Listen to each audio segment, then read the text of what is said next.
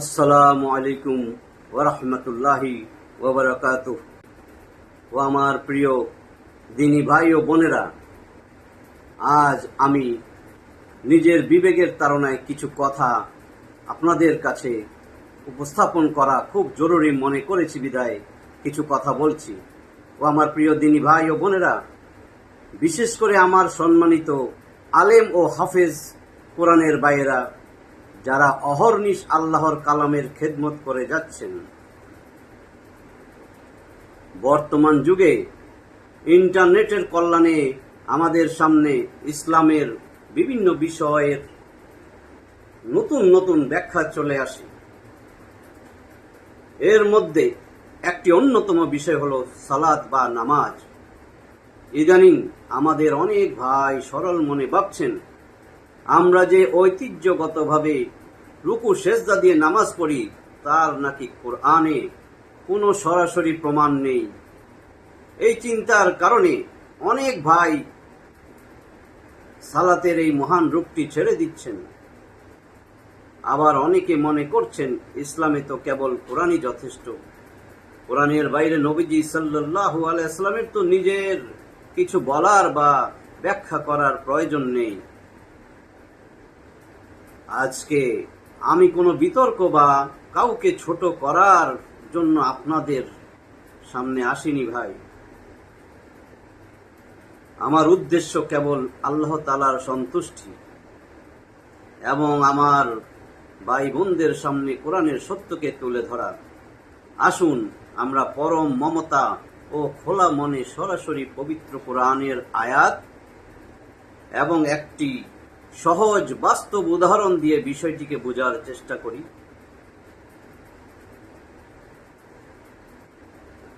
একটা বাস্তব উদাহরণ, টেক্সট বই ও শিক্ষকের ভূমিকা।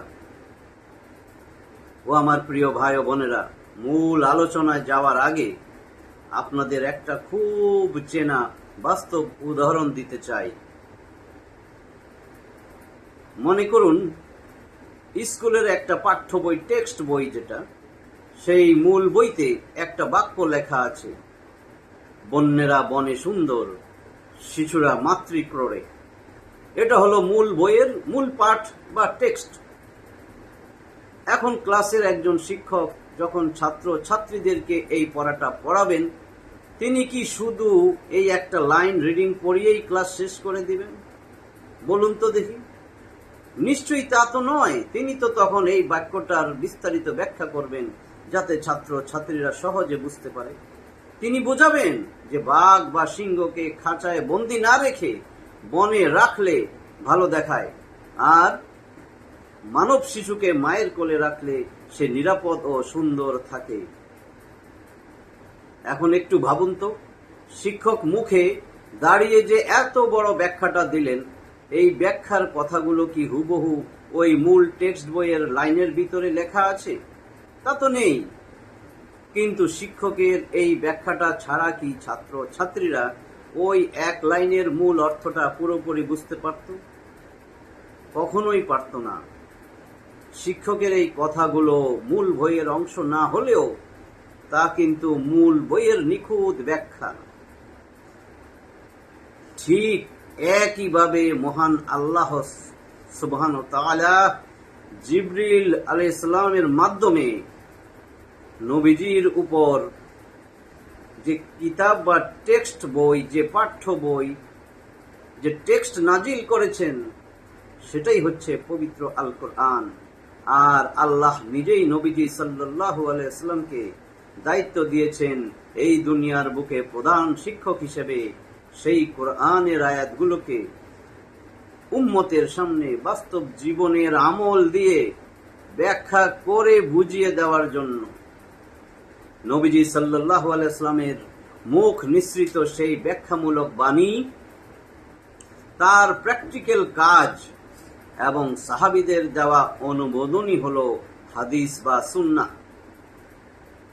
তাহলে যারা মনে করছেন কোরআনের বাইরে নবীজির তো নিজের কিছুই বলার নাই, তারা কত বড় ভুল ধারণার মধ্যে আছেন।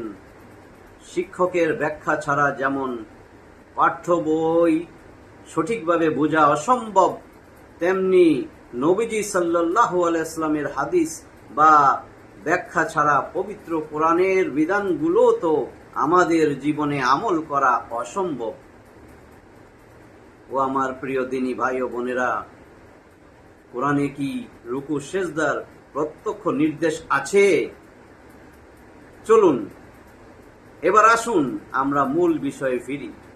আমাদের অনেক ভাই মনে করেন সালাত শব্দের অর্থ কেবল স্মরণ করা বা অনুগমন করা, এর কোনো শারীরিক অঙ্গভঙ্গি বা রুকু সেজদা নেই।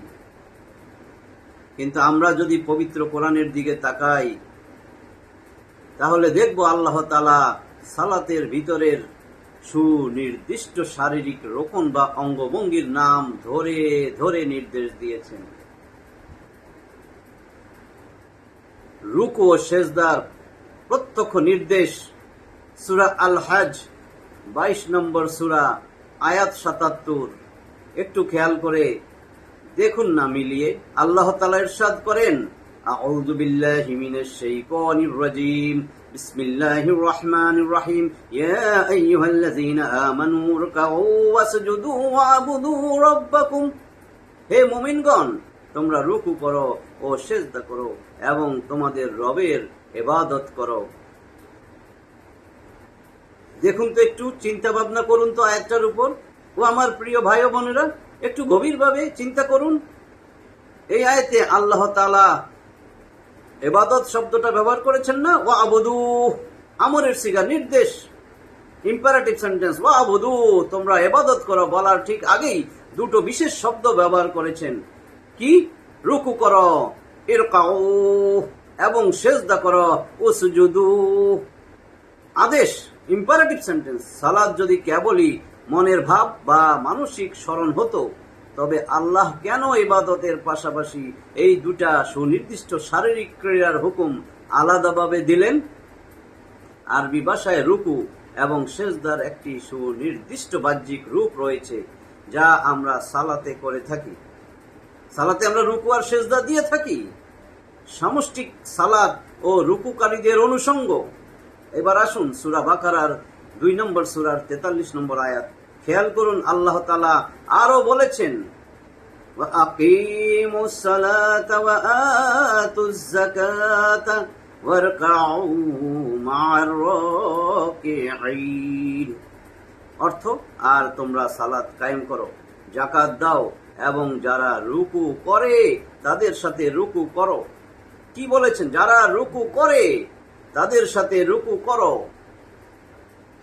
আল্লাহ এখানে বলছেন যারা রুকু করে তাদের সাথে রুকু করো। ওয়ারকাউ মা'আর রাকিঈন। যদি সালাত কেবলই যার যার ব্যক্তিগত ধ্যান বা নিবৃত প্রার্থনা হতো, তবে অন্য রুকুকারীদের সাথে মিলিত হয়ে রুকু করার এই সামষ্টিক নির্দেশ কিভাবে বাস্তবায়িত হতো? এই আয়াতটি প্রমাণ করে সালাত হলো এমন এক দৃশ্যমান সামষ্টিক ইবাদত যার একটি সুনির্দিষ্ট বাহ্যিক রূপ আছে এবং যা মুমিনরা একত্রে জামাতে আদায় করে। ভাই ও বোনেরা, কোরআন ও সুন্নাহর অবিচ্ছেদ্য বন্ধন অস্বীকার করবেন না। অনেকে শুধু কোরআনকে মানতে গিয়ে অজান্তেই সুন্নাহকে দূরে ঠেলে দিচ্ছেন।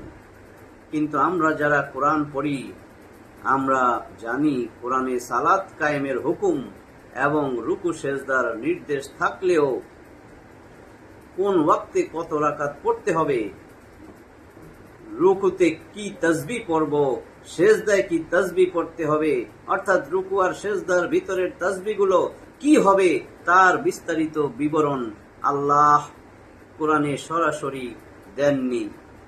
তাহলে এই বিবরণ আমরা কোথায় পাব? আল্লাহ নিজেই কোরআনে এর সমাধান দিয়ে দিয়েছেন।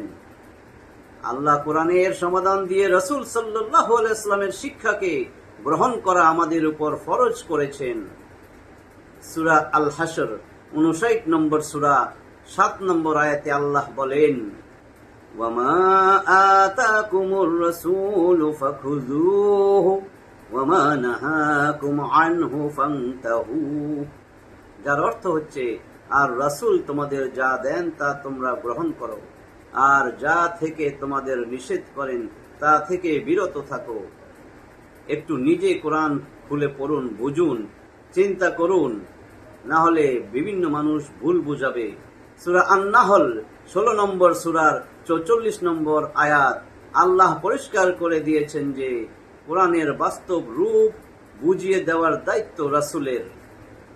আল্লাহ বলেন, ওয়া আনজালনা ইলাইকাল যিকরা লিতুবাইয়িনা লিন-নাসি মা নুযিলা ইলাইহিম, আর আমি আপনার প্রতি জিকির মানে কোরআন নাজিল করেছি যাতে আপনি মানুষের সামনে স্পষ্ট করে বুঝিয়ে দেন যা তাদের প্রতি নাজিল করা হয়েছে।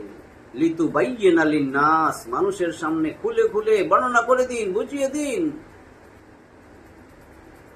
ও আমার প্রিয় হাফেজ ও আলেম ভাইয়েরা, আপনারা তো আমার চেয়েও ভালো জানেন রাসূল সাল্লাল্লাহু আলাইহি ওয়াসাল্লাম হলেন কুরআনের জীবন্ত বাস্তব রূপ। আল্লাহ সালাতের আদেশ নাজিল করেছেন, আর রাসূল সাল্লাল্লাহু আলাইহি ওয়াসাল্লাম তা প্র্যাকটিক্যালি আমাদের সালাত পড়ে শিখিয়েছেন। সুতরাং রাসূলের দেখানো সালাতের পদ্ধতিকে বাদ দিয়ে শুধু কোরআনের মন গড়া অর্থ করলে প্রকারান্তরে কোরআনের এই আয়াতগুলোকেই কিন্তু অমান্য করা হয়ে যায়। ও আমার দিনী ভাই ও বোনেরা, ভালো করে কথাগুলো শুনেন এবং অন্তর দিয়ে উপলব্ধি করার চেষ্টা করেন। ইন্টারনেটের যুগে নানা রকম যুক্তির মার পেঁচে আমাদের পা হরকে যাওয়া অস্বাভাবিক কিছু নয়, কিন্তু আমাদের মনে রাখতে হবে আমাদের গন্তব্য আল্লাহর সন্তুষ্টি।